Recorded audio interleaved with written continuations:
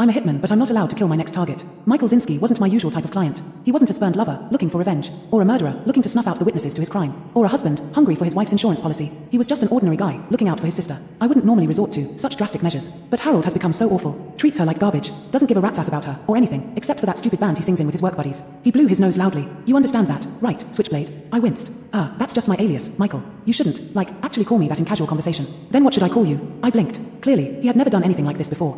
Do you have the cash? His eyes darted around the diner. Then, from his pocket, he pulled out a wad of $100 bills. You can't just, they'll see it. I hastily threw him one of the napkins. Wrap it up in that. And do it discreetly. He wasn't discreet, but, thankfully, the diner was nearly empty at this hour. It's twice your usual rate, he whispered, very loudly. I wanted to give you a big tip, so you'll do a good job. A tip? You're not ordering an ice cream cone, Michael. You're ordering a hit. But I took the cash, smiled, and buried it deep in my pocket. And I don't want you to kill him. What? Michael, you know I'm a hitman, right? Yes. But Nancy needs his income. She's been a housewife for the past 20 years. No work experience, no education past high school. There's no way she could support herself on her own. You could support her, with the cash you just gave me. He shook his head. I've tried. She won't let me. Cares too much. I sighed. Well, okay. Suppose I did take you up on this job. What do you even want me to do to him, if not kill him? I don't know. Scare him. Threaten him. Just make him stop being so terrible to her. But it's risky business. I mean, he'll know what I look like, and you'll go on Sunday morning. He'll be napping alone in the house, won't even see you come in. Michael looked down at the table, and then added, it's the only time he's ever alone in the house. The only time he lets her leave. My belligerence evaporated, and I felt a pang of sympathy. It's that bad. He nodded. Okay, I'm in. The house was a tiny little thing, shoved into the gap between a massive brownstone and a dilapidated food mart. It would be a challenge to do it without any witnesses.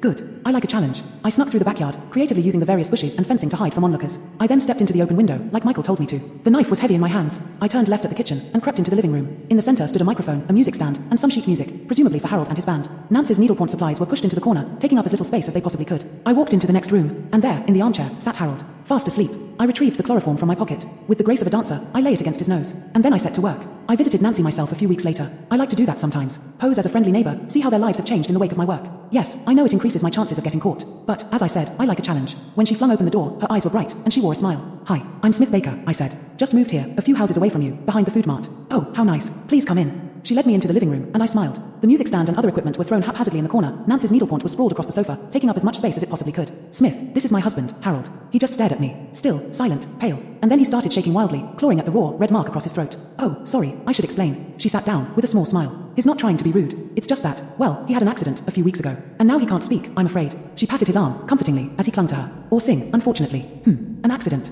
That, mysteriously, cut his vocal cords, and left the rest of him untouched. I could see Harold's hands shaking, his lip trembling. I wonder if he was thinking about the first thing I said to him, when the chloroform wore off. If you don't treat Nancy right, I'll slit your throat again. And next time, you'll lose more than just your voice. I smiled at Harold. Would you like a cookie? I asked, holding out the tray. I baked them myself.